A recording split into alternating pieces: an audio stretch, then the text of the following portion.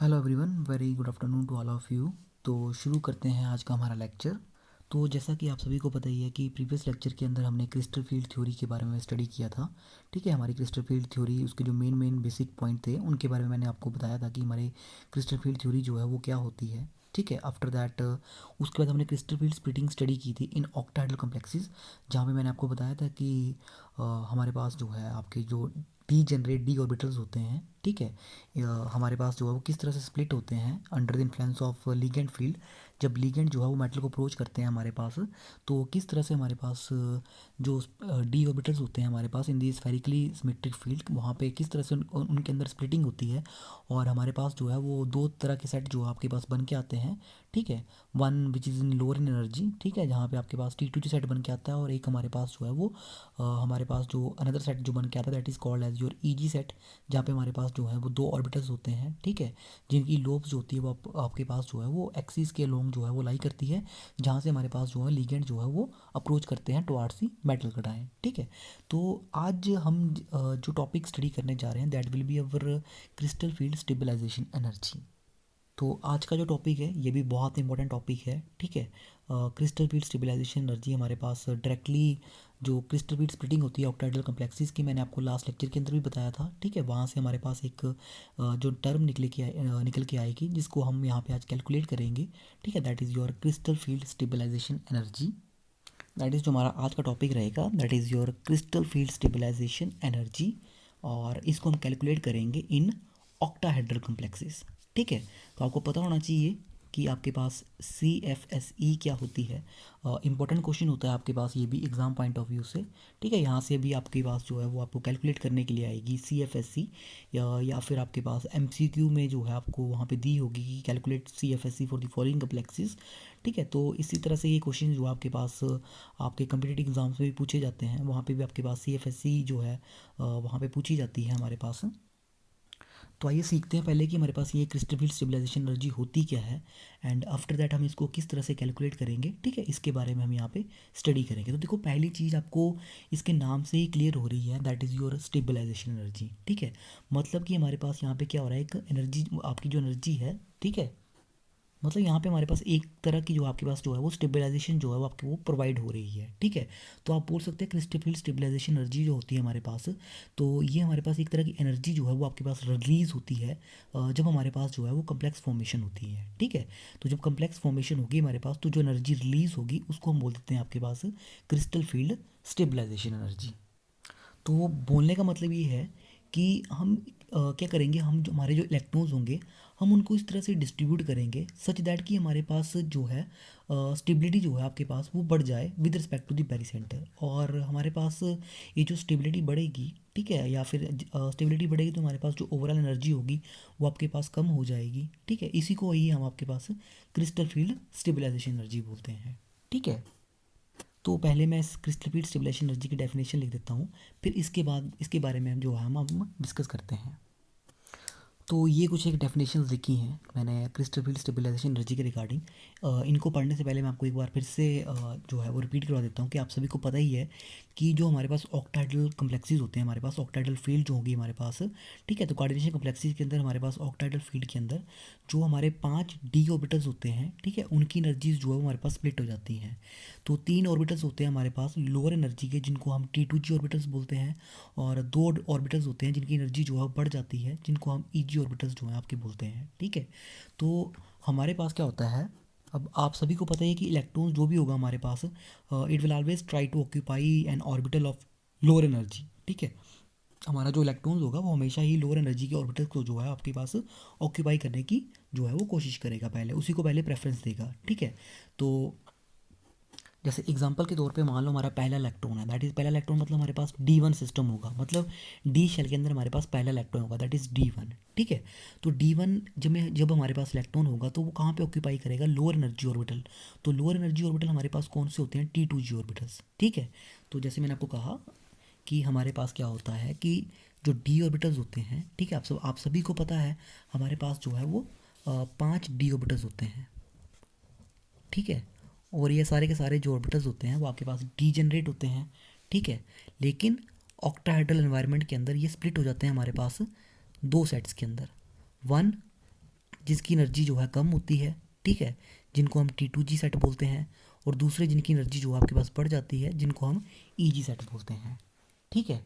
तो इसके बारे में तो आप सभी को पता ही है, ठीक है।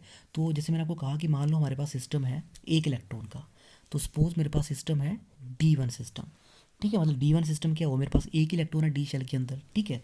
तो अब इलेक्ट्रॉन क्या करेगा, इलेक्ट्रॉन कोशिश करेगा कि जो लोअर एनर्जी के ऑर्बिटल्स हैं उसको वो ऑक्यूपाई करे। तो लोअर एनर्जी का ऑर्बिटल्स कौन सा है यहाँ पे, हमारे T2G ऑर्बिटल है, ठीक है। तो इलेक्ट्रॉन्स कहाँ पे आएगा, पहले T2G ऑर्बिटल्स के अंदर आएगा, ठीक है। तो इसका मतलब क्या हुआ, जब इलेक्ट्रॉन जो है वो हमारा डी इलेक्ट्रॉन जो है वो T2G ऑर्बिटल्स को ऑक्यूपाई करेगा, तो मतलब वो उसके बाद जो है वो स्टेबलाइज्ड हो जाएगा हमारे पास कुछ अमाउंट की एनर्जी के साथ, ठीक है। तो यही हमारी जो स्टेबलाइजेशन होती है, ठीक है, यही जो हमारे पास अमाउंट ऑफ स्टेबलाइजेशन उस इलेक्ट्रॉन्स को मिलेगी विच इज़ प्रोवाइडेड, कब कब मिल रही है जब आपके पास, जब हमारे पास जो डी ऑर्बिटल्स जो हैं, ठीक है, जो हमारे डी जनरेट डी ऑर्बिटल्स हैं, जब ये हमारे पास स्प्लिट हो जाते हैं इनटू दी टू लेवल्स जिनको हम EG और T2G लेवल्स बोलते हैं, ठीक है। तो जब भी हमारे पास जो स्टेबलाइजेशन मिलेगी आपके पास इलेक्ट्रॉन्स को after the splitting of D orbitals, ठीक है, इनटू द टू लेवल्स, उसको जो है हम आपके पास क्रिस्टल फील्ड स्टेबलाइजेशन एनर्जी बोलते हैं। दैट मीन्स कि हमारे पास जब भी आपके पास कम्प्लेक्स फॉर्मेशन होगी, ठीक है, तो उसमें जो एनर्जी रिलीज होगी आपके पास उसको जो है हम आपके पास CFSC बोल सकते हैं, ठीक है। तो मैंने आपको ऑलरेडी बताया था कि नाम से क्लियर हो रहा है कि हमारे पास स्टेबलाइजेशन एनर्जी है, मतलब यहाँ पे आपके पास स्टेबलाइजेशन जो है वो आपको प्रोवाइड होगी, ठीक है। तो इसका मतलब क्या हुआ कि हम इलेक्ट्रॉन्स को इस तरह से डिस्ट्रीब्यूट करेंगे, ठीक है। मतलब जो हमारी डिस्ट्रीब्यूशन होगी इलेक्ट्रॉन्स की वो इस तरह से होगी कि हमारे पास जो है वो ओवरऑल जो स्टेबिलिटी होगी ना आपके पास वो बढ़ जाएगी, किसके with respect to barycentre की, ठीक है। तो बेरी सेंटर आपको पता है बेरी सेंटर क्या होता है, ठीक है। तो ये जो हमारी लाइन होती है, ठीक है, इसको हम क्या बोलते हैं आपके पास, इसको जो है हम आपका बेरी सेंटर बोलते हैं, ठीक है। तो मैं इसको एक बार थोड़ा बड़ा करके बनाता हूँ यहाँ पे आपके पास, ताकि आपको यहाँ से सब कुछ क्लियर हो जाए, ठीक है। तो ये हमारे पास जो है वो आपके पास 5 हमारे जो डी जनरेट डी ऑर्बिटल्स हैं, ठीक है, in the spherically symmetric field. तो मैंने आपको बताया था कि जब हमारे पास स्फेरिकली सिमेट्रिक फील्ड होगी तो हमारे जो 5 डी ऑर्बिटल्स होते हैं उनकी एनर्जी जो है वो बढ़ जाती है, लेकिन वो हमारे पास फिर भी जो है वो डी जनरेट रहते हैं। मतलब हमारे जो लीगेंड्स होंगे वो हमारे पास जब मेटल को अप्रोच करेंगे तो सारे के सारे इक्वल डिस्टेंसेस के ऊपर होंगे, तो उसको जो है हम आपके पास स्फेरिकली सिमेट्रिक फील्ड बोलते हैं, ठीक है। तो ये आपके पास स्फेरिकली सिमेट्रिक फील्ड है, ठीक है, जहाँ पे आपके पास 5 डी ऑर्बिटल्स की एनर्जी बढ़ गई है कंपेयर टू दैट ऑफ जो हमारे ओरिजिनली डी ऑर्बिटल्स होंगे, ठीक है। जब हमारे पास मेटल आयन बिल्कुल फ्री है, वहाँ पे कोई लीगेंड नहीं है, ठीक है। तो जब स्फेरिकली फील्ड होगी तो एनर्जी बढ़ जाएगी इन डी ऑर्बिटल्स की, ठीक है। लेकिन मैंने आपको कहा था कि इनकी शेप्स अलग अलग होती हैं, तो इसकी वजह से ये जो है ऑर्बिटल्स ये स्प्लिट हो जाते हैं दो एनर्जी लेवल्स के अंदर, ठीक है। मतलब दो तरह के हमारे पास जो है सेट बन के आएंगे, ठीक है। तो वन जहाँ पे आपके पास जो है वो एनर्जी कम होगी, ठीक है, जिनको हम जो है आपके पास T2G सेट बोलते हैं, और दूसरा जहाँ पे आपकी एनर्जी जो है बढ़ जाती है, ठीक है। तो देखो ये जो आपकी लाइन जाती है, ये जो आपकी लाइन है इसको हम आपके पास क्या बोलते हैं, this is called as your barycentre, ठीक है, इसको हम बेरी सेंटर बोलते हैं। तो मैंने आपको कहा था कि आपके पास T2G और EG सेट जो होते हैं आपके पास, ये स्प्लिटिंग क्यों होती है आपके पास, क्योंकि हमारे पास कुछ लीगेंड्स जो होते हैं वो डायरेक्टली हमारे पास जब अप्रोच करते हैं मेटल को हमारे पास लीगेंड, तो उनकी जो है वो डायरेक्ट इंटरेक्शंस होती है जो आपके पास मेटल के जो डी ऑर्बिटल्स होंगे उनके साथ, ठीक है। तो हमारे पास क्या होता है, जो EG सेट बन के आता है जिसकी एनर्जी ज़्यादा होती है, तो इसमें क्या होता है कि हमारे पास जब मेटल जो होते हैं, जो हमारे पास मेटल के डी ऑर्बिटल्स होंगे दैट इज़ EG सेट के अंदर, that is your DX² minus Y² and DZ², इनकी लोब्स जो होती है ना वो डायरेक्ट अलोंग दी एक्सिस होती है, जहाँ से आपके पास जो है वो लीगेंड मेटल को अप्रोच करता है, तो इसकी वजह से आपके पास रिपल्शन जो है वो बढ़ जाती है, और रिपल्शन बढ़ जाने के बाद इनकी एनर्जी जो है वो आपके पास हाई हो जाती है, ठीक है। तो मैंने आपको बताया था कि एनर्जी हाई हो जाती है, तो एनर्जी कितनी हाई होती है, ये जो एनर्जी बढ़ती है आपके पास इस बेरी सेंटर से हमारे पास ये जो एनर्जी बढ़ती है दैट इज़ योर इसको हम बोलते हैं आपके पास आइदर 6DQ, ठीक है, 6DQ बोल सकते हो आप, या फिर आप बोल सकते हो इसको 0.6 डेल्टा, ठीक है। हमारे पास जो क्रिस्टल फील्ड स्प्लिटिंग होती है आपके पास दैट इज 0.6 डेल्टा, ठीक है। या फिर दिस इज 3/5 टाइम्स, ठीक है, ये हमारे पास 3/5 टाइम्स होती है that is over crystal field splitting, ठीक है। तो इसके 3/5 टाइम्स होती है। तो आप जो है किसी भी तरह से जो है एग्जाम से पूछी जा सकती है, या तो इन टर्म्स ऑफ 6DQ आप इसको लिखोगे, ये हमारे डी ऑर्बिटल्स हैं, ठीक है, इन स्फेरिकली सिमेट्रिक फील्ड। तो मैं यहाँ लिख रहा हूँ ये हमारे स्फेरिकली सिमेट्रिक फील्ड है, this is your spherically symmetric field. तो देखो हमारे पास पेरी सेंटर से ऊपर जब भी इलेक्ट्रॉन जो है ईजी सेट के अंदर जाएगा तो हमारे पास कितनी क्रिस्टल फील्ड स्टेबलाइजेशन एनर्जी जो उसकी बढ़ रही है, दैट इज़ बाई 6 dq। ठीक है, और हमारे पास जो है, मैंने आपको कहा था जो एवरेज एनर्जी है वो आपके पास जो है वो सेम रहनी चाहिए। तो अगर इलेक्ट्रॉन की एनर्जी बढ़ रही है 6 dq से, तो T2G में आपके पास कम हो रही है by amount, that is your 4 dq। ठीक है, in terms of D Q value होगी 4 dq, या फिर आप इसको बोलोगे in terms of delta, that is 0.4 delta. ठीक है, या फिर आप इसको बोल सकते हो this is your 2/5 times delta. तो देखिए इसका मतलब क्या हुआ कि मान लो अगर मेरा इलेक्ट्रॉन जो है T2G सेट के अंदर जो है वो ऐड हो जाएगा। ठीक है, तो उसकी एनर्जी कितनी कम हो जाएगी, उसकी एनर्जी कम हो जाएगी बाय द अमाउंट 4 dq। ठीक है, 4 dq से इसकी एनर्जी कम हो जाएगी। ठीक है, तो इसका मतलब क्या हुआ, वो आपके पास जो है वो स्टेबलाइज्ड हो गया बाय द अमाउंट 4 dq। क्योंकि आप सभी को पता है कि इलेक्ट्रॉन जो है सबसे पहले क्या कोशिश करेगा, डायरेक्ट इलेक्ट्रॉन तो आपका ईजी के अंदर जाएगा नहीं, क्योंकि ईजी की एनर्जी ज़्यादा है। इलेक्ट्रॉन पहले कहाँ जाएगा, आपका लोअर एनर्जी ऑर्बिटल के अंदर। तो लोअर एनर्जी ऑर्बिटल कौन सा है हमारा, T2G। तो सबसे पहले इलेक्ट्रॉन जाएगा T2G के अंदर। ठीक है, तो दैट मीन्स हमारे पास यहाँ पे क्या हुआ, जब इलेक्ट्रॉन T2G के अंदर जाएगा तो उसकी एनर्जी कितनी कम हो जाएगी, 4 dq कम हो जाएगी। 4 dq कम होने का मतलब ये है कि आपके पास it get stabilize by an amount of 4 dq। ठीक है, एनर्जी कम होने का मतलब क्या है कि आपका सिस्टम जो है वो और स्टेबलाइज्ड हो जाएगा। ठीक है, अब आपने यहाँ पे क्या ध्यान रखना है, जैसे मैंने यहाँ पे आपको ये स्टार्टिंग में लिख दिया हुआ है, this is amount of energy released. Amount of energy release हो रही है। अब आप सभी को पता है कि जब भी एनर्जी रिलीज़ होती है तो उसका साइन क्या होता है हमारे पास, साइन विल बी नेगेटिव। जब आपके पास एनर्जी जो है वो, ठीक है, रिलीज़ होती है। ठीक है, जब आपकी एनर्जी जो है वो रिलीज़ होगी तो साइन हमारा नेगेटिव होगा। तो आपने ध्यान में क्या रखना है, क्रिस्टल फील्ड स्टेबलाइजेशन एनर्जी, हो सकता है कि आपको कई बार ऐसे क्वेश्चन दिया हो, वहाँ पे आपके पास दिया हो कि -4 dq, इसके अलावा -8 dq, ठीक है, -12 dq, इस तरह से आपके पास जो है वो क्रिस्टल फील्ड स्टेबलाइजेशन एनर्जी दी गई हो और आपको पूछा जाए कि इनमें से सबसे ज़्यादा एनर्जी कौन सी है। ठीक है, तो माइनस साइन क्या रिप्रेजेंट कर रहा है, माइनस साइन रिप्रेजेंट कर रहा है क्रिस्टल फील्ड स्टेबलाइजेशन एनर्जी को, क्योंकि ये एनर्जी रिलीज हो रही है इसलिए इसका साइन जो है आपके पास नेगेटिव है। ठीक है, और ये 4 8 12 क्या होगा, ये आपके पास उसका मैग्नीट्यूड होगा। ठीक है, तो सबसे ज़्यादा एनर्जी कहाँ पर आ रही है आपके पास, -12 dq। ठीक है, ऑल्दो -4 सबसे बड़ा है, लेकिन यहाँ पे आपने ये चीज़ नहीं लेनी है। ठीक है, यहाँ पे आपका मैग्नीट्यूड किसका ज़्यादा आ रहा है, 12 का, और ये माइनस क्या रिप्रेजेंट कर रहा है, माइनस तो आपके पास क्रिस्टल फील्ड स्टेबलाइजेशन एनर्जी का जो आपके पास साइन होगा उसको रिप्रेजेंट कर रहा है। तो ये चीज़ भी आपने ध्यान में रखनी है।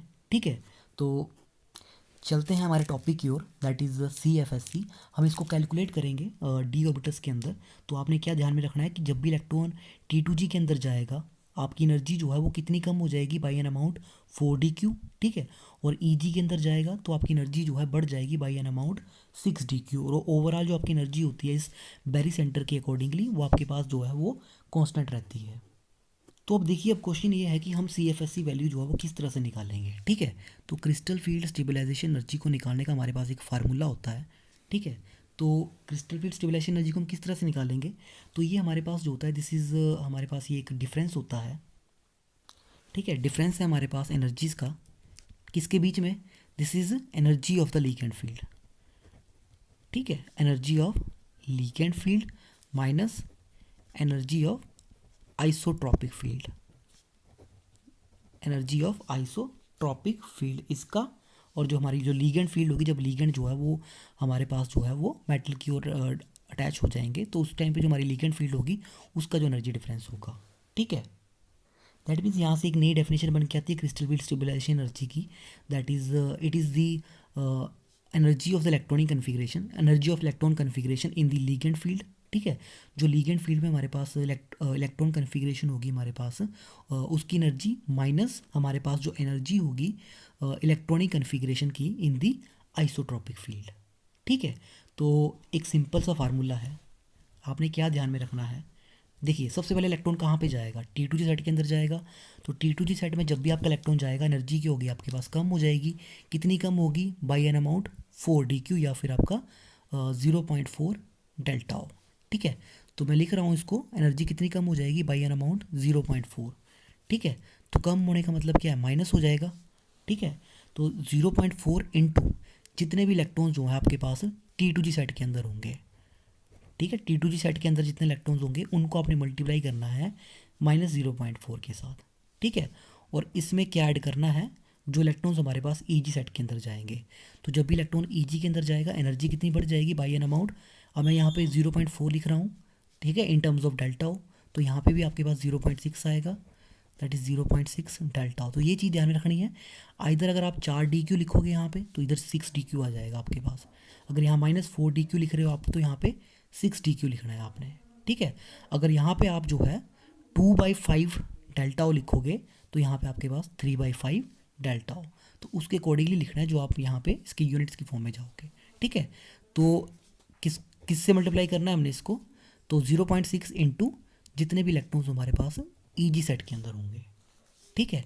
तो ये सिंपल सा फार्मूला है एक, कि आपने जो T2G सेट के अंदर इलेक्ट्रॉन्स होंगे उनको मल्टीप्लाई करना है -0.4 के साथ, और उसमें ऐड करना है जितने भी इलेक्ट्रॉन्स हमारे पास EG सेट के अंदर होंगे इंटू 0.6, ठीक है। या फिर मैं यहाँ यहीं लिख देता हूँ, दिस इज इक्वल टू 4, ठीक है, इन टर्म्स ऑफ 4 DQ की फॉर्म में, into number of electrons in T2G set. तो T2G सेट के अंदर जितने इलेक्ट्रॉन होंगे उससे मल्टीप्लाई करना है आपने 4 को, -4 को, plus 6 into number of electrons जो आपके पास EG सेट के अंदर होंगे, ठीक है।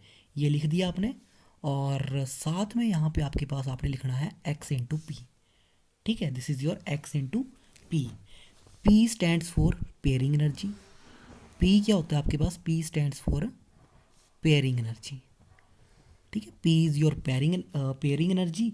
और ये x क्या चीज़ है आपके पास, ठीक है। ये जो x होता है आपके पास, इसको भी आपने ध्यान रखना, this is very very important. x जो है this is equal to number of paired electrons, ठीक है, number of paired electrons in splitted energy levels, number of paired electrons in splitted energy level minus, ठीक है, this is number of electron pairs in D subshell, number of electron pairs in the D subshell, ठीक है, that number of electron pairs in d subshell that is in spherically symmetric field, that is in spherically symmetric field, that is in spherically symmetric field। तो ज़्यादा confuse होने की ज़रूरत नहीं है कि ये क्या चीज़ लिख दी मैंने आपको। जब आप एग्जांपल करोगे तो वहाँ से आपको सारा का सारा जो है वो 1-2 मिनट के अंदर ही क्लियर हो जाएगा, ठीक है। तो फार्मूला क्या है, आपने T2G सेट के अंदर जितने इलेक्ट्रॉन्स होंगे उनको मल्टीप्लाई करना है -4 के साथ, प्लस EG सेट के अंदर जितने इलेक्ट्रॉन्स होंगे उनको मल्टीप्लाई करना है 6 के साथ, plus XP। P stands for pairing energy, जो इलेक्ट्रॉन्स को पेयर करने के लिए एनर्जी चाहिए उसको हम पेयरिंग एनर्जी बोलेंगे। और आपके पास X क्या है कि हमारे पास कितने पेयर्ड इलेक्ट्रॉन्स होंगे स्प्लिटेड एनर्जी लेवल्स के अंदर। स्प्लिटेड एनर्जी लेवल्स कौन से हुए, ये वाले आपके, ठीक है। ये जो हमारे सेट बन के आए इनको हम क्या बोलेंगे, स्प्लिटेड एनर्जी लेवल्स, माइनस जितने इलेक्ट्रॉन्स पेयर होंगे हमारे पास इन दी स्फेरिकली सिमेट्रिक फील्ड, ये वाली आपके पास, ठीक है। तो चलते हैं एग्जांपल के साथ, that is CFSE values in octahedral complexes. CFSE in octahedral complexes, ठीक है। CFSE इन ऑक्टाहेड्रल कॉम्प्लेक्सेस बहुत ही इजी टॉपिक है, ठीक है, आपको आसानी से समझ में आएगा। तो मैं एग्जांपल के तौर के ऊपर पहला सिस्टम लूँगा आपका। सबसे पहला सिंपलेस्ट सिस्टम कौन सा होगा आपका, D1 सिस्टम, मतलब डी शेल के अंदर आपका पहला इलेक्ट्रॉन, ठीक है। तो D1 मतलब सबसे पहला सिस्टम है हमारा D1, मतलब क्या हुआ आपका कि हमारे पास एक ही इलेक्ट्रॉन्स है, ठीक है। Just wait 1 minute. अच्छा, तो D1 सिस्टम का मतलब क्या हुआ, जैसे मैंने आपको बोला सबसे पहले हम क्या लिखेंगे, स्फेरिकली सिमेट्रिक फील्ड। तो स्फेरिकली सिमेट्रिक फील्ड मेरी क्या होगी, ये वाली होगी। पांचों D ऑर्बिटल्स वो कैसे होंगे, डी जनरेट होंगे।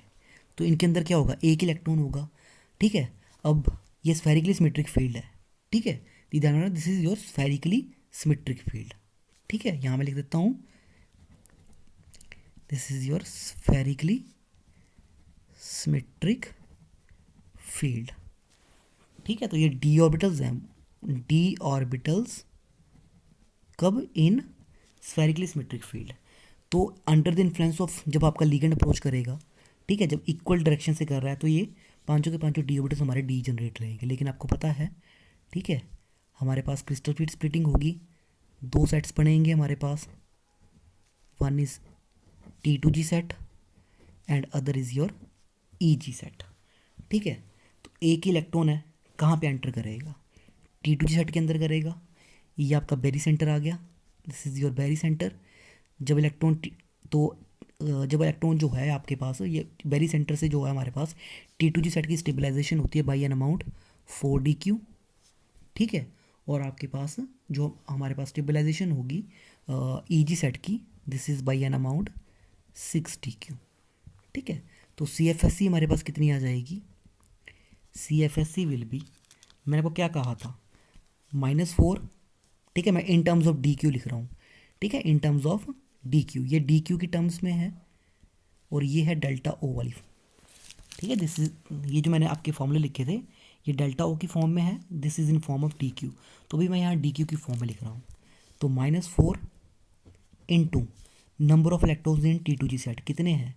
एक ही है। ठीक है, प्लस EG में कोई इलेक्ट्रॉन नहीं है, तो ये सारा का सारा ज़ीरो आ जाएगा। ठीक है, तो plus x into P, x क्या था? Number of paired electron in splitted energy levels. यहाँ पे कोई पेयर्ड इलेक्ट्रॉन नहीं है, ना ही हमारे पास यहाँ स्फेरिकली सिमेट्रिक फील्ड के अंदर है, तो दिस विल बी ज़ीरो, आगे कुछ नहीं आएगा हमारे पास। तो this value will be -4dq। ठीक है, तो अगर एक इलेक्ट्रॉन होगा T2G के अंदर तो हमारे पास एनर्जी कितनी आ जाएगी? -4dq। ठीक है, अब मान लो मेरे पास इलेक्ट्रॉन्स हो गए दो, सेकेंड सिस्टम D2 सिस्टम। ठीक है, कितने इलेक्ट्रॉन्स होंगे? दूसरा इलेक्ट्रॉन यहाँ पे आएगा स्फेरिकली सिमेट्रिक फील्ड के अंदर। पेयरिंग नहीं करनी है, ध्यान में रखना, पेयरिंग नहीं करना पहले ही। ठीक है, यहाँ पे दोनों इलेक्ट्रॉन पेयर नहीं होंगे, ये आपका हंड्स रूल जो है यहाँ पे फॉलो होगा। पहले आपका दूसरा इलेक्ट्रॉन जो है दूसरे ऑर्बिटल के अंदर होगा। ठीक है, तो दैट मीन्स हमारा सेकंड इलेक्ट्रॉन कहाँ पे आ जाएगा आपके पास? तो मैं डायरेक्ट यहाँ पे आपके पास यही ऑर्बिटल्स लिख रहा हूँ, T2G एंड EG सेट। तो this is your T2G and this is your EG set. ठीक है, तो इलेक्ट्रॉन्स कहाँ पे जाएगा हमारे पास? T2G सेट के अंदर जाएगा। ठीक है, electron will enter in your T2G set, this is your first electron, this is your second electrons. तो एनर्जी कितनी हो जाएगी CFSC वैल्यू आपकी? तो CFSC value will be -4 into, अब कितने इलेक्ट्रॉन्स होंगे? 2 हो गए। EG में कोई इलेक्ट्रॉन्स नहीं है, स्टिल जीरो रहेगा। ठीक है, कोई पेयर नहीं है यहाँ पे आपके पास, तो XP फैक्टर भी आपका सारा ज़ीरो रहेगा। So this will be -8dq। कितनी होगी वैल्यू? -8dq। ठीक है, और in terms of delta O, अगर मैं डेल्टा O की फॉर्म में लिखूँ, in term of delta O this will be -0.8 delta O। ठीक है, अब मेरा थर्ड सिस्टम आ गया, दैट इज़ योर D3। ठीक है, अब D3 की वैल्यू लिखनी है आपने, तो D3 में क्या है? दो set again, EG T2G, this is your EG set, this is your T2G set. तीन इलेक्ट्रॉन है, तीनों के तीनों कहाँ एंटर करेंगे? T2G सेट के अंदर। ठीक है, तो CFSC वैल्यू कितनी हो जाएगी? -4 इंटू नंबर ऑफ इलेक्ट्रॉन्स, कितने इलेक्ट्रॉन्स हैं? 3, कोई पेयर नहीं है, वैल्यू विल बी -12dq और which is equal to this is 1.2 delta. Now अब यहाँ से आपके पास जो है, जो चीज़ मेन आपने समझनी है वो यहाँ पे आएगी अब आपकी। Next is your D4 system. ठीक है, अब आया आपका D4 सिस्टम। ठीक है, तो देखिए D4 सिस्टम के अंदर हमारे पास क्या होगा? तो ये आपके जो है, these are your 5d orbitals which are degenerate in the spherically symmetric field. ठीक है, अब हमारे पास क्रिस्टल फील्ड स्प्लिटिंग हो गई। ठीक है, ये आपके पास दो सेट बन के आ गए, T2G set and your EG set. ठीक है, तो ये लिख दिया मैंने d orbitals in spherically symmetric field. ठीक है, d orbitals in spherically symmetric field. तो D4 सिस्टम। ठीक है, अब यहाँ पे क्या होगा? 4 इलेक्ट्रॉन्स है आपके पास, 1 2 3 4। पहला इलेक्ट्रॉन्स कहाँ एंटर करेगा? T2G के अंदर। दूसरा कहाँ जाएगा? T2G के अंदर। तीसरा कहाँ जाएगा? T2G के अंदर। अब क्वेश्चन ये है कि फोर्थ इलेक्ट्रॉन हमारा कहाँ जाएगा, कि वो EG के अंदर जाएगा या दोबारा से T2G के अंदर आ जाएगा। ठीक है, no this is the interesting case. ठीक है, अब यही यहाँ पे आपके सारे का सारा बेसिस है जो आपके पास CFSC वैल्यू निकलेगी। ठीक है, अगर ये गलती आपने कर दी तो आपकी CFSC वैल्यू जो है वो आपकी बिल्कुल ही गलत हो जाएगी। ठीक है, तो आपको पता लग रहा है कि यहाँ से दो तरह की पॉसिबिलिटीज़ बन के आ रही है। ठीक है, हमारी पहली पॉसिबिलिटी जो बन के आ रही है यहाँ से, जो कि फर्स्ट पॉसिबिलिटी है कि हमारे पास क्या कन्फिग्रेशन बन के आ जाए, हमारी कन्फिग्रेशन बन के आ जाए T2G4, कि चारों के चारों इलेक्ट्रॉन्स जो है वो आपके पास T2G सेट के अंदर आ जाए। ठीक है, तो देखिए मैंने यहाँ पे ना जो आपके सिस्टम थे D1 D2 D3, यहाँ मैंने आपकी इलेक्ट्रॉनिक कन्फिग्रेशन नहीं लिखी, तो आप कन्फिग्रेशन लिख सकते हैं यहाँ पे आसानी से। अगर D1 होगी तो T2G1 आएगा, D2 होगी तो T2G में 2 इलेक्ट्रॉन है T2G2। ठीक है, अगर 3 होगी तो T2G3। ठीक है, अगर चारों के चारों इलेक्ट्रॉन जो है वो T2G सेट के अंदर आएंगे। ठीक है, इस तरह से मान लो चौथा इलेक्ट्रॉन हमारा यहाँ आ जाता है तो इट विल बी T2G4। या सेकंड पॉसिबिलिटी हमारे पास क्या बन के आएगी यहाँ से, कि इलेक्ट्रॉन्स जो है वो T2G के अंदर आए 3, चौथा हमारे पास कहाँ चला जाए EG सेट के अंदर। ठीक है, अब दोनों में से कोई भी पॉसिबिलिटी आपकी जो है वो हो सकती है। तो हमें कैसे पता लगेगा कि आपके पास कौन सी पॉसिबिलिटी है, क्या होगा आपके पास? तो ये जो चीज़ है आपके पास ये डिसाइड करेगी आपके पास क्रिस्टल फील्ड जो हमारी स्प्लिटिंग एनर्जी होती है, दैट इज डेल्टा ओ जो हमारी वैल्यू होती है, एंड अवर पेयरिंग एनर्जी। ठीक है, मतलब हमारे से यहाँ से जो दो फैक्टर जो आपको ये चीज़ डिसाइड करके देंगे, that will be on the basis of delta O and pairing energy. ठीक है, ये चीज़ें जो हैं आपके पास ये डिसाइड करेगा कि इनमें से जो है आपके पास, इन दोनों में से जो है आपका कौन सा जो है वो सेट बन के आएगा। ठीक है, तो थोड़ी देर के लिए मैं इस टॉपिक को यहाँ रोकते हुए आपको जो है वो ये जो हमारा सेट बन के आते हैं, ये जो हमारी जो चीज़ है crystal field splitting energy and pairing energy, इसके ऊपर लेके आता हूँ। आफ्टर दैट हम दोबारा से D4 सिस्टम के ऊपर आएंगे। तो देखिए हमारा पहला जो केस है, जो पहली चीज़ आपने ध्यान में रखनी है, ठीक है, if delta O is greater than P। ठीक है, delta O is greater than P। And second, ठीक है, या तो हमारा जो क्रिस्टल फील्ड स्प्लिटिंग है डेल्टा ओ वैल्यू या तो ये पेयरिंग एनर्जी से ज़्यादा होगी या ये आपके पास इससे कम होगी। दो ही केसेस होंगे यहाँ पे हमारी। तो डेल्टा ओ आपके पास क्या है, that is your crystal field splitting energy हमारी। तो हमारे डी ऑर्बिटल्स की स्प्लिटिंग जो है उसको यहाँ पे बनाऊँगा। ठीक है, अब देखिए हमारे पास क्या है कि ये है आपका T2G सेट। ठीक है, ध्यान से समझना इस चीज़ को, this is very very important. ठीक है, this is your T2G set और ये आ गया मेरे पास EG सेट मेरा।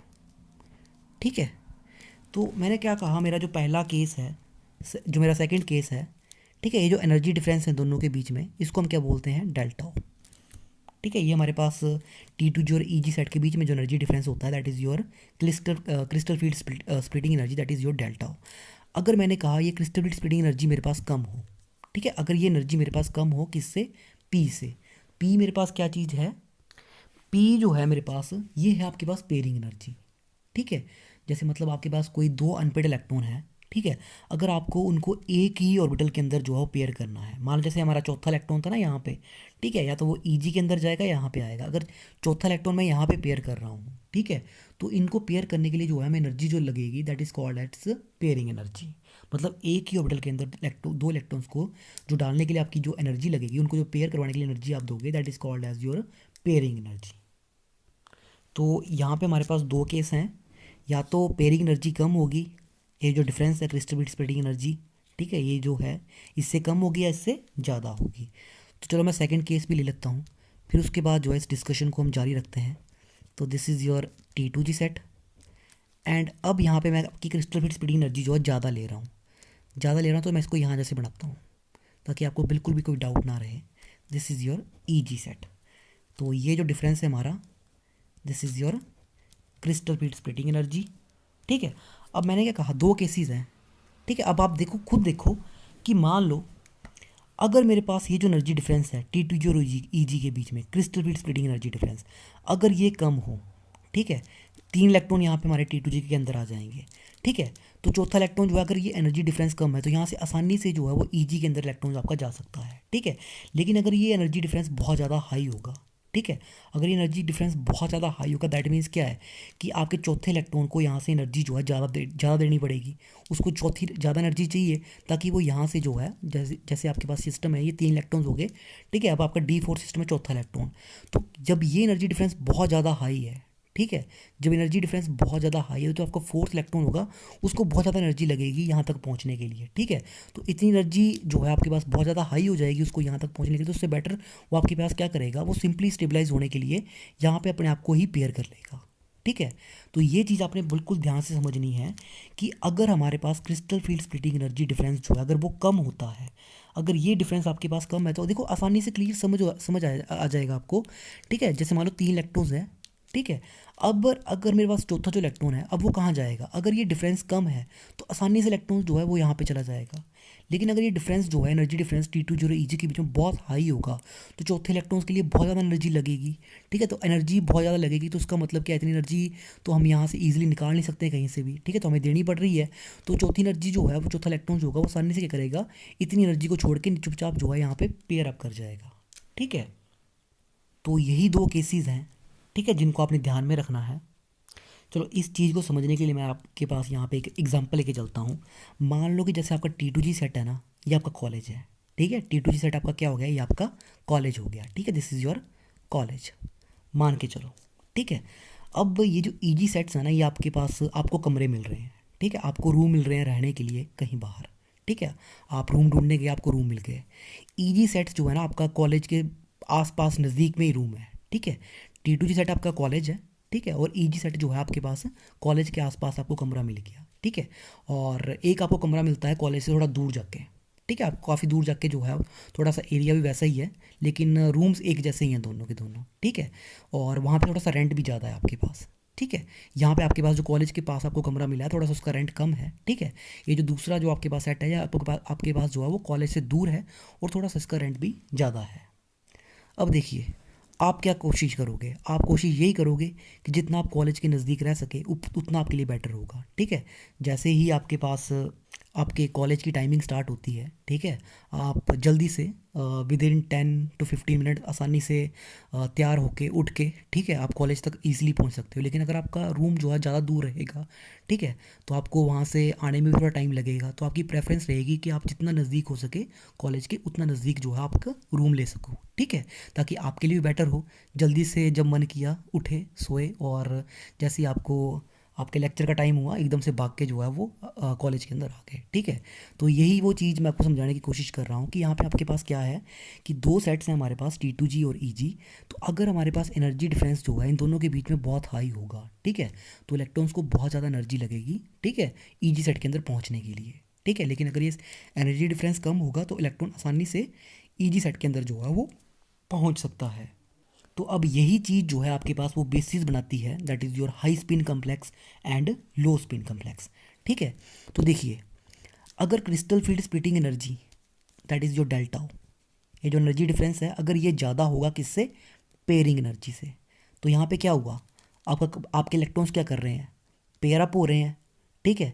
जब इलेक्ट्रॉन्स पेयर अप हो रहे हैं T2G के अंदर आपके पास क्या होगा, अनपेड इलेक्ट्रॉन्स कम हो जाएंगे, ये ध्यान में रखना। जब इलेक्ट्रॉन्स जो है पेयर अप होना स्टार्ट हो जाएंगे तो आपके अनपेड इलेक्ट्रॉन्स कम हो जाएंगे और हमारा कम्प्लेक्स जो बन के आएगा इसको हम बोलते हैं आपके पास low spin complex. This is your low spin complex, ठीक है। अगर क्रिस्टल फील्ड स्प्लिटिंग एनर्जी बहुत ज़्यादा है, ठीक है, अब बहुत ज़्यादा क्रिस्टल फील्ड स्प्लिटिंग एनर्जी का मतलब क्या है कि ये जो एनर्जी डिफरेंस है T2G और EG के बीच में बहुत हाई है। तो इसको कौन कर सकता है, इतना हाई कौन बना सकता है, ये वही बना सकते हैं जो आपके पास कैसे लिगेंड्स हों, which are your strong field ligands. तो जो बहुत स्ट्रॉन्ग फील्ड लिगेंड्स होंगे हमारे पास उन्हीं के अंदर जो है वो इतना एनर्जी डिफरेंस जो है वो आपके पास बन के आएगा और उन्हीं के अंदर हमारे पास क्या होगा, इलेक्ट्रॉन्स जो है वो पेयर अप हो जाएंगे। तो वेन एवर जब भी हमारे पास लीगेंड कैसा होगा, स्ट्रॉन्ग फील्ड लीगेंड होगा, वो इलेक्ट्रॉन्स को पेयर अप कर देगा। वो पेयर अप क्यों कर रहे हैं, क्योंकि ये एनर्जी डिफरेंस जो है वो इन दोनों के बीच में बहुत हाई है, तो इलेक्ट्रॉन्स को बहुत ज़्यादा एनर्जी लगेगी EG तक पहुँचने के लिए। तो उससे बेटर उसको क्या मिल रहा है, आसानी से स्टेबलाइज होने के लिए वो यहीं पर जो है आपके पास पेयर अप कर जाएगा, ठीक है। लेकिन अगर ये एनर्जी डिफरेंस आपके पास कम है पेयरिंग एनर्जी से, ठीक है, तो इलेक्ट्रॉन्स क्या करेगा, हायर ऑर्बिटल्स के अंदर जो है वो आसानी से जा सकता है। तो हमारे पास कम्प्लेक्सेस कैसे बन के आएंगे, these are called as your high spin complexes, they are called as your high spin complexes. और ऐसा कौन करेगा, क्रिस्टल फील्ड स्प्लिटिंग एनर्जी हमारे पास कम कब होगी, जब आपके लिगेंड्स कैसे होंगे, वीक होंगे, ठीक है, when your ligands are weak field ligands, ठीक है। तो जब वीक फील्ड लिगेंड्स होंगे हमारे पास, आप देख सकते हैं कि इलेक्ट्रॉन्स जो डायरेक्टली ईजी के अंदर जाएगा, that means number of unpaired electrons जो आपके बढ़ जाएंगे यहाँ से, ठीक है। नंबर ऑफ अनपेयर्ड इलेक्ट्रॉन्स जो आपके यहाँ से बढ़ जाएंगे आसानी से, और कम्प्लेक्सेस जो हैं आपके वो पैरामैग्नेटिक बन के आएंगे, ठीक है। तो आई होप कि यहाँ तक आपको क्लियर हो गया होगा कि स्ट्रॉन्ग फील्ड कम्प्लेक्सेस हमारे किस तरह के होंगे, और वीक फील्ड जो लिगेंड्स हमारे जो होंगे उनके कम्प्लेक्सेस, वीक फील्ड कम्प्लेक्सेस हमारे किस तरह से होंगे, ठीक है। तो हाई स्पिन कम्प्लेक्सेस जो आपके पास वीक फील्ड लिगेंड बनाएंगे, यहाँ पे आपके पास कब बनेंगे, जब ये आपकी क्रिस्टल बीट स्प्लिटिंग एनर्जी कम होगी, ठीक है। इलेक्ट्रॉन्स पेयर नहीं करेंगे, और जब पेयर कब करेंगे, जब ये एनर्जी डिफरेंस बहुत हाई है, ठीक है। आसानी से समझने वाली चीज़ है, जब एनर्जी डिफरेंस बहुत हाई हो जाएगा तो इलेक्ट्रॉन्स ऊपर नहीं जा सकता है, तो वो इलेक्ट्रॉन पेयर अप कर जाएगा, और कम्प्लेक्सेस कैसे होंगे, लो स्पिन कम्प्लेक्सेस होंगे। और हमारे पास लिगेंड्स कैसे होंगे, कौन बना सकता है इस तरह के हमारे पास जो इतना एनर्जी डिफरेंस है, that is found only by the strong field ligands. तो अब आपके एग्जांपल की ओर आते हैं। D4 सिस्टम है, दो पॉसिबिलिटीज़ हैं, ठीक है। D4 सिस्टम है, दो पॉसिबिलिटीज़ है। पहली मैं ले रहा हूँ जो एज यूजुअल आपकी इलेक्ट्रॉनिक कन्फिग्रेशन होगी, that is your weak field, ठीक है। यहाँ मैंने लिख दिया this is your weak field, ठीक है। तो स्फेरिकली सिमेट्रिक जो फील्ड है, देखो यहाँ पे कोई भी इलेक्ट्रॉन जो आपका पेयर नहीं हो रहा है, और जब वीक फील्ड होगा आपके पास, दैट मीन्स क्या हुआ, वीक फील्ड में हमारे पास क्या होगा, तो मैं यहाँ पे जो है आपका ये एग्जांपल जो मैं इसको वीक फील्ड में लिख देता हूँ, this is your weak field, ठीक है। इलेक्ट्रॉन्स कहाँ जाएगा, ईजी के अंदर जाएगा, यहीं जाएगा ना चौथा इलेक्ट्रॉन आपका। तो क्रिस्टल बीट स्टेबलाइजेशन एनर्जी कितनी हो जाएगी, जो CFSE वैल्यू होगी, so this is equal to 4 electrons हो गए हमारे पास, ठीक है। सॉरी, 3 इलेक्ट्रॉन्स हमारे पास किस में है, T2G के अंदर, तो -4 into number of electrons in T2G orbitals कितने हैं, 3 प्लस, अब देखो एक इलेक्ट्रॉन्स आ गया है EG के अंदर, तो कितनी एनर्जी जो है बढ़ जाएगी, 6 बढ़ जाएगी, और इलेक्ट्रॉन्स कितने हैं, 1 है, ठीक है। और ये वैल्यू किसकी फॉर्म में, इन टर्म्स ऑफ DQ, ठीक है। तो ये साइन यूनिट भी याद रखना है कि DQ है या डेल्टा हो है। तो कैलकुलेट करो कितनी आई, this is -12 plus 6 DQ, so this is equal to -6 DQ, ठीक है। अभी तक मैंने आपके पास XP जो आपका फैक्टर था उसको इंट्रोड्यूस नहीं किया है, क्योंकि यहाँ पे आपके पास इलेक्ट्रॉन्स अभी तक पेयर अप नहीं हुए हैं, ठीक है। तो ये है आपके पास क्रिस्टल फील्ड स्टेबलाइजेशन एनर्जी जब हमारे पास किस तरह के कम्प्लेक्सेस होंगे, that is your high spin complexes, ठीक है। हाई स्पिन कम्प्लेक्स होगा हमारे पास। तो अब चलते हैं, हमारा जो सेकंड केस है, सेकंड केस कौन सा है हमारा, जब क्रिस्टल फील्ड स्प्लिटिंग एनर्जी जो है आपकी ज़्यादा होगी पेयरिंग एनर्जी से, तो किस तरह के कम्प्लेक्स बन के आएंगे, कम्प्लेक्स बन के आएंगे आपके लो स्पिन, ठीक है, लो स्पिन बन के आएंगे। These are your 5D orbitals, और कैसी फील्ड में है, these are D orbitals in spherically symmetric field, ठीक है। DSSF मतलब स्फेरिकली सिमेट्रिक फील्ड, और हमारे पास जो है यहाँ से 2 सेट EG सेट, और ये जो है आपका T2G सेट, ठीक है। तो इलेक्ट्रॉन्स कितने हैं, 4 हैं, D4 सिस्टम है हमारा। तो अब देखो कम्प्लेक्स कैसा है, लो स्पिन कम्प्लेक्स है, तो चौथा इलेक्ट्रॉन जो है वो यहाँ पे पेयर कर जाएगा, तो ये चीज़ ध्यान में रखनी है, ठीक है। तो CFSE कितनी आ जाएगी यहाँ से, -4 into number of electron in T2G, कितने हैं, 4 हो गए अब टोटल, ठीक है। अब EG के अंदर कोई इलेक्ट्रॉन नहीं है, 0 आ गया इन टर्म्स ऑफ DQ, ठीक है, प्लस XP। X मैंने आपको क्या बताया था कि हमारे पास जो पेयरिंग इलेक्ट्रॉन होगा इन, जहाँ पे आपके पास लिगेंड फील्ड से स्प्लिटिंग होगी, माइनस जो आपके पास स्फेरिकली सिमेट्रिक फील्ड होगी इनके बीच में। तो देखो यहाँ पे एक इलेक्ट्रॉन आपका पेयर अप है, यहाँ पे कोई पेयर अप नहीं है, तो दिस यहाँ पे जितने इलेक्ट्रॉन पेयर अप होंगे माइनस जो यहाँ पे हमारे पेयर अप होंगे, तो यहाँ पे एक इलेक्ट्रॉन है आपका जो पेयर अप है, ठीक है। तो दिस इज P, ठीक है। तो यहाँ पे आपका P आएगा, so this is equal to -16 DQ plus P, मतलब एक इलेक्ट्रॉन जो है उसको पेयर करने के लिए आपको एनर्जी देनी पड़ेगी। तो इतनी वैल्यू जो है हमारे पास क्रिस्टल फील्ड स्टेबलाइजेशन एनर्जी की आएगी इन दी D4 कम्प्लेक्स। तो इस तरह से जो है आप सभी कम्प्लेक्सेस की जो है वो आसानी से निकाल सकते हैं। तो मैं आपको 1-2 एग्जांपल लिख देता हूँ, और बाकी जो है आप सारे के सारे जो है वो खुद ब खुद करने की कोशिश करना। तो नेक्स्ट जो हमारा कम्प्लेक्स है दैट इज़ योर, मैं सीधा ले लेता हूँ अब D6 कम्प्लेक्स, ठीक है। D6 कम्प्लेक्सेस, 2 केसेस होंगे। पहला वीक फील्ड वाला, जब क्रिस्टल फील्ड स्प्लिटिंग एनर्जी कम होगी, ठीक है, वहाँ पे कोई P फैक्टर नहीं आएगा आपका, तो यहाँ पे क्या होगा हमारे पास एज यूजुअल जो आपकी इलेक्ट्रॉनिक कन्फिग्रेशन होती है हम वही लिखेंगे। तो 5 डी ऑर्बिटल्स स्प्लिट हो जाएंगे 2 सेट्स के अंदर, ठीक है। These are your D orbitals, ठीक है, in the spherically symmetric field. ये T2G सेट आ गया आपका, ये EG सेट आ गया। अब जल्दी से 6 इलेक्ट्रॉन फिल करो, 1 2 3 4 5 और 6वां जो है यहाँ पे आएगा, ठीक है। अब इनके अंदर किस तरह से फील्ड हो गए, पहले जाएंगे आपके पास T2G के अंदर, और फील्ड कौन सी है हमारी, वीक फील्ड कम्प्लेक्स है, ठीक है। तो 1 2 3, अब चौथा कहाँ जाएगा, पहले EG के अंदर, यहाँ नहीं लगाना है पहले, ठीक है। यहाँ पे कब लगेगा, जब आपके पास कम्प्लेक्स कैसा होगा, स्ट्रॉन्ग फील्ड कम्प्लेक्स होगा, हाई स्पिन कम्प्लेक्स होगा हमारे पास, जब लिगेंड आपका स्ट्रॉन्ग फील्ड लिगेंड होगा, ठीक है। तो चौथा इलेक्ट्रॉन यहाँ जाएगा, 5वां यहाँ जाएगा, और 6 जो है वो अब आएगा T2G के अंदर, ठीक है। तो CFSE कितनी हो जाएगी हमारे पास, crystal stabilization energy, this is equal to -4 into number of electron T2G के अंदर कितने हैं, 4, ये 4 हो जाएंगे हमारे पास, 2 और 2 4, plus 6 into number of electrons in EG set. तो EG के अंदर कितने हो गए, 2, ठीक है। और XP फैक्टर कितना हो जाएगा, 0। यहाँ पे भी एक इलेक्ट्रॉन पेयर अप है, इधर भी एक इलेक्ट्रॉन पेयर अप है, तो कैंसिल हो जाएंगे दोनों के दोनों, this will be 0।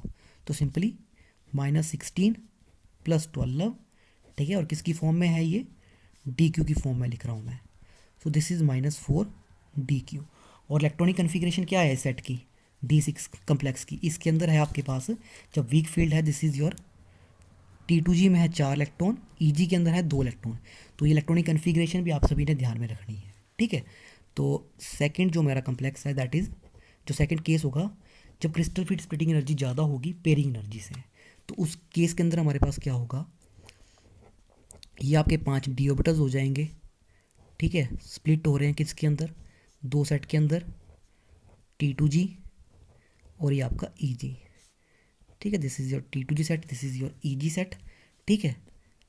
These are your 6 electrons in the D subshell, ठीक है, स्फेरिकली सिमेट्रिक फील्ड। तो 6 इलेक्ट्रॉन्स भरने हैं। अब देखो केस कैसा है, when crystal field splitting energy is greater than pairing energy, मतलब हाई, आपके कम्प्लेक्सेस कैसे बनेंगे, लो स्पिन कम्प्लेक्स। तो क्या होगा, पहला इलेक्ट्रॉन T2G के अंदर, दूसरा भी T2G के अंदर, तीसरा भी T2G के अंदर, अब चौथा दोबारा से यहीं पे वापस आ जाएगा, पेयरिंग होगी, 5वां भी यहीं आ जाएगा, 6 भी आपका यहीं आ जाएगा, ठीक है। तो निकालो CFSE वैल्यू कितनी हुई आपकी, ठीक है। CFSE वैल्यू हमारे पास कितनी आएगी, this is equal to -4 into number of electrons in the T2G set. तो कितने हो गए, 6 हो गए, ठीक है। T2G सेट के अंदर हमारे पास अब आपके देखो यहाँ पे 6 इलेक्ट्रॉन्स हो गए, प्लस EG के अंदर 0 है, DQ प्लस X कितना आ जाएगा आपके पास, देखो यहाँ पे कितने इलेक्ट्रॉन्स पेयर अप हो गए हैं, 1 2 3 पेयर अप हो गए हैं, माइनस स्फेरिकली सिमेट्रिक फील्ड के अंदर कितने हैं, 1 है, -1 इंटू P, ठीक है। तो ये चीज़ मैं आपको समझाने की कोशिश कर रहा था, लिगेंड फील्ड के अंदर कितने इलेक्ट्रॉन्स पेयर अप हुए हैं, माइनस स्फेरिकली सिमेट्रिक फील्ड के अंदर कितने पेयर हैं, 3 - 1। So this is equal to -24 DQ plus 2P। तो ये है आपके पास crystal field stabilization energy in D6 configuration, जब आपके पास लो स्पिन कम्प्लेक्सेस बन रहे हैं, और इलेक्ट्रॉनिक कन्फिग्रेशन क्या रहेगी आपकी, T2G6, ठीक है। चलो अब मैं लास्ट जो है आपका लास्ट केस लेके चलता हूँ, दैट इज़ योर, चलो मैं D8 ले लेता हूँ, I am taking your D8 complexes, ठीक है। ये मेरा लास्ट एग्जांपल रहेगा, तो इसके बाद हम इस टॉपिक को ख़त्म करते हैं। D8 कम्प्लेक्सेस में हमारे पास क्या होगा, अगेन वही चीज़ है, सबसे पहले तो आपने 5 डी ऑर्बिटल्स बनाने हैं, इस तरह से बना लिए, और ये फील्ड कौन सी होगी, स्फेरिकली सिमेट्रिक फील्ड। अब इसको स्प्लिट कर दो 2 लेवल्स के अंदर, T2G और आपका EG, T2G सेट और EG सेट, ठीक है। 2 केसेस हैं, when crystal field splitting energy is greater than pairing energy, और सेकंड कौन सा होगा आपका, जब आपकी क्रिस्टल फील्ड स्प्लिटिंग एनर्जी जो है वो पेयरिंग एनर्जी से कम होगी, एक में ज़्यादा और एक में आपकी कम। तो this is your EG, this is your T2G, ठीक है। तो यहाँ पे केस कौन सा है, लेस देन वाला। तो D8 कम्प्लेक्सेस 8 इलेक्ट्रॉन फिल करो, 1 2 3 4 5 6 7 एंड 8, ठीक है। यहाँ पे भी ऐसा ही होगा, 1 2 3 4 4 5 6 7 एंड योर 8, ठीक है, चलो यहाँ इलेक्ट्रॉन दिख नहीं रहा, मैं बीच में बढ़ाता हूँ। ठीक है, अब 8 हो गए, 8 इलेक्ट्रॉन हमारे भरे हैं अब। तो जब क्रिस्टल फील्ड स्प्लिटिंग एनर्जी ज़्यादा होगी, ये चीज़ ज़्यादा होगी लो स्पिन कम्प्लेक्स, और कम होगी तो हाई स्पिन कम्प्लेक्स। ठीक है, कम होने का मतलब, लो स्पिन कम्प्लेक्स का मतलब क्या है, इलेक्ट्रॉन्स पहले T2G के अंदर एंटर होंगे।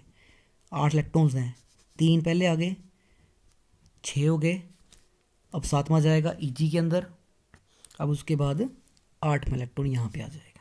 ठीक है, अब इसको पेयर मत कर देना। तो अब निकालो इसकी CFSE वैल्यू कितनी आई। तो CFSE वैल्यू आ जाएगी मेरे पास, तो CFSE वैल्यू है यहाँ पे -4 into number of electrons T2G set के अंदर कितने हो गए, 6, plus 6 into number of electrons EG set के अंदर कितने हैं, 2, in terms of DQ, plus pairing energy कितनी आएगी हमारे पास। अब देखो यहाँ पे 1 2 3 इलेक्ट्रॉन्स पेयर हुए हैं T2G सेट, हमारे लिगेंड फील्ड जो हमारे पास है। ठीक है, यहाँ पे माइनस, यहाँ पे कितने पेयर हुए हैं, जो हमारी स्फेरिकली सिमेट्रिक फील्ड है, 1 2 3 ये पेयर हुए हैं। तो टोटल कितना हो गया, -24 प्लस 12 DQ, और ये आ गया आपका 0। So this is equal to -12 DQ। ठीक है, तो हमारे पास कितनी एनर्जी आ गई, CFSE आ गई -12 DQ, और यहाँ पे हमारे पास कितनी आएगी, इधर कैलकुलेट करो। सो ये आएगी आपके पास, मेरे पास पहले इलेक्ट्रॉन फिल कर लेते हैं हम सारे के सारे, कितने हैं, 8 हैं, 1 2 3 4 5, ठीक है, 6 7 8, हाई स्पिन कम्प्लेक्स है ना, पहले 3 यहाँ होंगे, उसके बाद यहाँ पे होंगे, फिर नीचे आएंगे। तो निकाल लो, दिस इज़ -4 इंटू कितने इलेक्ट्रॉन्स हो गए, 6 हो गए, और साथ में हमारे पास EG के अंदर एनर्जी बढ़ेगी 6 से, तो 2 इलेक्ट्रॉन्स हैं, और 3 - 3 0 रहेगा। So this is equal to, same ही आएगी, -12 DQ। ठीक है, so this is your crystal field stabilization energy in case of D8 complexes. तो देखिए इस तरह से जो है हम आपके पास CFSE वैल्यू निकालते हैं ऑक्टाइडल कम्प्लेक्सेस के अंदर। ठीक है, जहाँ से हम 2 केसेस लेंगे कि हमारे पास इलेक्ट्रॉन्स जो है, मतलब जो हमारे पास इलेक्ट्रॉन्स जो है वो T2G के अंदर पेयर अप होंगे या नहीं होंगे, मतलब पेयरिंग होगी या नहीं होगी। तो ये चीज़ कौन डिसाइड करेगा, क्रिस्टल फील्ड स्प्लिटिंग एनर्जी जो हमारे पास होगी, जो एनर्जी डिफरेंस है EG और T2G सेट के बीच में, ये डिसाइड करेगा कि हमारे पास पेयरिंग होगी या नहीं होगी। तो अगर एनर्जी डिफरेंस बहुत ज़्यादा है, ठीक है, इन दोनों सेट के बीच में अगर एनर्जी डिफरेंस बहुत ज़्यादा हाई होता है, तो इलेक्ट्रॉन्स जो है उसको एनर्जी ज़्यादा लगेगी T2G सेट से, मतलब जो हमारा नेक्स्ट इलेक्ट्रॉन आएगा T2G सेट के बाद EG में जाने के लिए, उसको ज़्यादा एनर्जी लगेगी। तो उसकी वजह से क्या करेगा वो, हमारे पास जो है वो नीचे ही पेयर अप करके अपनी स्टेबिलिटी को एनहांस कर देगा। ठीक है, और अगर ये एनर्जी डिफरेंस आपके पास कम रहा, अगर एनर्जी डिफरेंस कम रहा यहाँ पे हमारा, तो इलेक्ट्रॉन्स जो है वो पेयर अप होने की बजाय जो है वो डायरेक्ट आपके पास हाई एनर्जी ऑर्बिटल्स के अंदर चला जाएगा। ठीक है, तो आई होप कि आपको ये लेक्चर समझ में आया हो। ठीक है, तो बहुत इजी टॉपिक है। अगर इसी तरह से जो है हम आपके पास CFSE वैल्यू निकालेंगे टेट्राहेड्रल कम्प्लेक्सेस के अंदर भी। ठीक है, तो आपको अगर कोई डाउट रहेगा इस पूरे लेक्चर के अंदर, अगर आपकी किसी भी टर्म के रिगार्डिंग अगर आपको कोई डाउट है, कहीं पे आपको कोई समझ में नहीं आया है किसी CFSE वैल्यू निकालने के रिगार्डिंग, तो आप जो है वो कमेंट करके पूछ सकते हैं। Till then I am giving you complex. आपको जो है वो फर्स्ट जो है आपको D5 कम्प्लेक्सेस जो होते हैं हमारे पास, ठीक है, D5 कम्प्लेक्सेस इन लो स्पिन। ठीक है, जो हमारे D5 कम्प्लेक्सेस बनेंगे लो स्पिन कम्प्लेक्सेस हमारे पास। सेकंड हमारे पास जो हमारे कम्प्लेक्सेस होंगे दैट इज़ योर D7। ठीक है, both in high spin plus low spin complexes जो हमारे होंगे। ठीक है, इनके अंदर हमारी जो CFSE वैल्यू आएगी इन तीनों की, ठीक है, एक D5 की और D7 में 2 आएंगी। आपको कमेंट करके बताना है, ठीक है, कि कितनी इनकी वैल्यूज़ आती हैं along with your roll numbers. ठीक है, अपने जो आपके यूनिवर्सिटी रोल नंबर्स है साथ में उसको भी कमेंट करना, सो दैट कि आई कैन चेक कि आप लोग जो है वो इस टॉपिक को कितना समझ पाए हैं अभी तक। तो ये आप सभी के लिए होमवर्क रहेगा कि आप सभी जो है इन तीनों कम्प्लेक्सिस की जो CFSC वैल्यूज़ होंगी, ठीक है, उसको इसी वीडियोस के कमेंट सेक्शन में जाके आप वहाँ पे कमेंट करेंगे और वहाँ से जो है मैं आपका विद रोल नंबर, या आपके जो यूनिवर्सिटी रोल नंबर्स हैं उनके साथ आपने कमेंट करना है, सो दैट मैं वहाँ से आपका चेक कर लूँगा कि किस किस को ये टॉपिक्स जो है वहाँ से समझ में आया है, किस किस को ये टॉपिक समझ में नहीं आया है, ठीक है। सो अगर कोई डाउट रहेगा तो आप इजीली पूछ सकते हैं, ठीक है। So thank you very much.